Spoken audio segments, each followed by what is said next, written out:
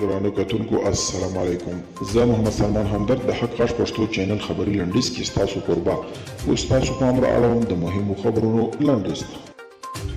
د طالبانو د مشر د سیاسي مرستیال او د سیاسي دفتر مشر ملا برادر اخوند په مشرۍ چین ته تللي پلاوي د چین د بهرنیو چارو وزیر سره لیدلي د افغانستان د اوسني وضعیت د سولې بهیر او چین هیواد سره د دوه اړخیزو اړیکو پر نور موضوعاتو یې خبرې کړي.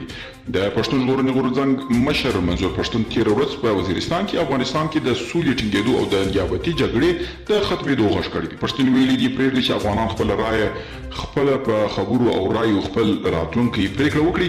موږ په کلکه افغانستان کې د جګړې خلاف دریږو ځکه چې جګړه پښتونخوا هم ویجاړوي. اروپایي ټولنې یو ځل بیا په افغانستان کې د تاوتریخوالي پر اوسني وضعیت اندېښنه ښودلې ده. د افغانستان لپاره د اروپایي ټولنې ځانګړی استازی توماس نیکولسن په کابل کې د بهرنیو چارو له وزیر حنیف اتمر سره کتلي ده او ټینګار یې کړی دی چې دوی د بشري حقونو د نقض او روانو جګړو مخالف دي. او کندهار چارواکي وایي 4 خبریالان چې دوی سره بندیان دي د طالبانو دپاره د تبلیغاتو په تور یې نیولي دي.